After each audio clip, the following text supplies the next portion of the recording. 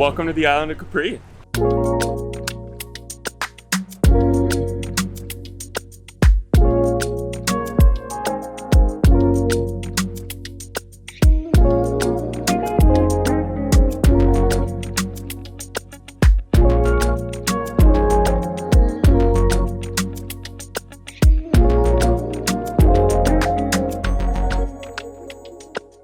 Today, we are doing a self-guided boat tour around the island. So there are a lot of different things that you can do here in Capri. There are cute little towns, shopping, yada, yada, yada. We're pretty pumped about the stuff on the boats. The coastline is absolutely stunning on Capri and the rest of the Amalfi coast, but it's pretty jagged. It's hard to access, big drop-offs. The water is like a beautiful blue color. So we have been waiting, actually, while we've been exploring the Amalfi coast, to rent a boat on Capri because we think it's going to be the best time to do it. Yeah, totally. And yeah, like David said, it's actually quite hard to access different parts on this island just because of driving, walking, the it's slow. Like there's just a lot going on. So the boat, we think, is going to be the best way to see all these things. Plus there's all these really cool caves and grottos that are only accessible by boat. So put away your other travel guides. We could not find any of this information online. We did a ton of bits and pieces of research to put this together for you. So sit back and enjoy. Let's go. Located just off the Amalfi coast in southern Italy, Capri is a picturesque island that is a magnet for travelers seeking an escape into natural beauty. Its crystal clear waters, iconic cliffs, and charming villages make it a must-visit spot. While Capri is known for being a luxury travel destination, a trip here doesn't have to break the bank. In this video, we will showcase an affordable way to see the best of the island by boat with one day in Capri. For those of you who don't know us, I'm David. I'm Kaylee. And we run a travel and adventure vlog called Made to Explore. We are passionate about activities that get you outside and off the beaten path. We've got a ton of travel, hiking, and van life content. So if you are into that, make sure to like this video and subscribe. As a lot of you guys know, we're not huge tour people. We like to do things on our own. There's actually a company here where you can rent a boat. You don't need a skip, and it's only 100 euros for 2 hours, 130 for 3 hours, 160 for 4 hours. So it's pretty reasonably priced. Yeah. They are called Capri Blue Boats, and that is who we are going with today.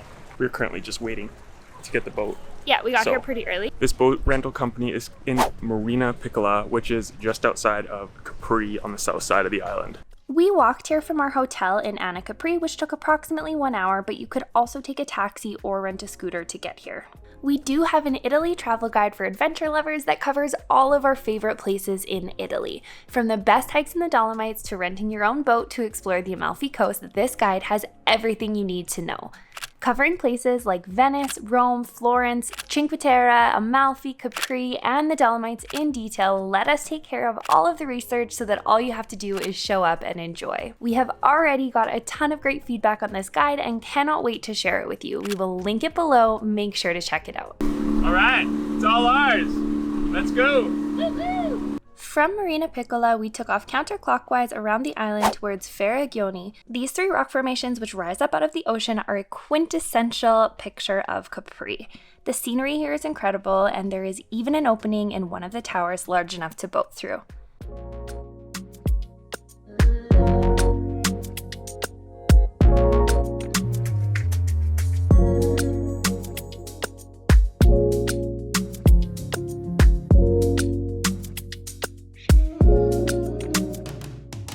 Next, we continued up the coast to Grotta Bianca. This sea cave gets its name from the white incrustations on both sides and the clusters of white stalactites hanging from the roof. The water here is a stunning blue-green color. The best part about having our own boat here, we can bring our own Prosecco and hang out.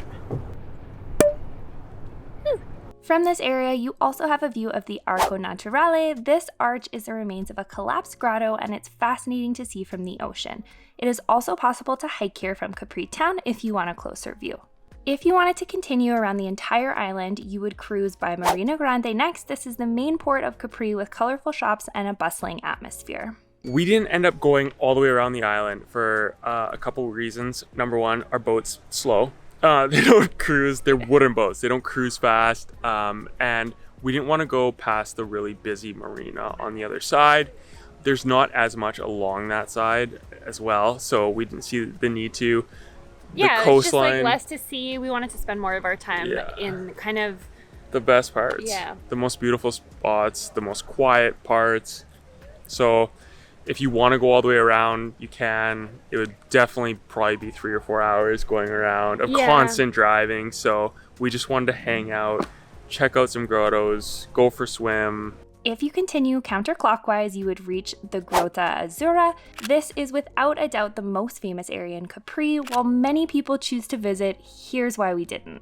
Something to know is that you can get to the Blue Grotto by boat instead of taking the bus and going over there. To be honest, we haven't gone yet, and we just were talking about it. We don't think we're going to because... Overrated. I think it's one of those things that you would do it and you'd be like, I mean, I guess it's cool that we can say we went, but like you get 5 minutes inside. For the two of us, I think it would cost about 40 euros, and you have to wait in a long lineup, and you're in there with like hundreds of other people. And so to us, like the grottos that we saw today, much more impressive than being in a big crowd in the Blue Grotto. If you keep continuing counterclockwise, you will come to Faro di Punta Carena, an active lighthouse on the southwest tip of Capri. When we turned around at the Arco Naturale, this is where we headed to, and we loved it. It is beautiful, quiet, and the perfect place to stop for a swim. The south coast on your way back to Marina Piccola is absolutely stunning, and here we stopped at the Grotta Verde. Unlike the Blue Grotto, swimming is not prohibited here, so go ahead and jump in. The water is gorgeous. We just dropped the boat off, had a little pizza. It was fantastic. Yep. But oh my gosh, that was such a good experience. We would definitely recommend renting a boat and driving it around yourself. Best way to see the coastline. I think it's most affordable. Those boats can also fit 6 people. So if you have like 4 people or even 6 people, makes it much cheaper. Another option, if you don't feel comfortable renting your own boat, we saw a lot of people driving around with the skip. Yeah. So just 2 people on a boat with a skip. Yeah. And the bonus to that is that they can drop you off and you can swim or snorkel, because the one issue we did find was it was hard to find places where we felt comfortable dropping the anchor. Yeah, like there's a lot of rocks. The anchor can get stuck on the rocks, then you can't pull it back up, and that's it. Anchor gone. So we didn't want to risk that. Most of our swimming spots were just stopping the boat, jumping in. It was beautiful. The water was so nice. We didn't see the need to like go close to shore or anything, so worked out well. Yeah. If you guys have any questions about renting a boat and driving around Capri, let us know in the comments below. We also are going to be coming out with a blog post about this, so we'll link that in the description. If you like this video, found it useful, be sure to like it, subscribe to the channel. We'll see you in the next one. See you next week.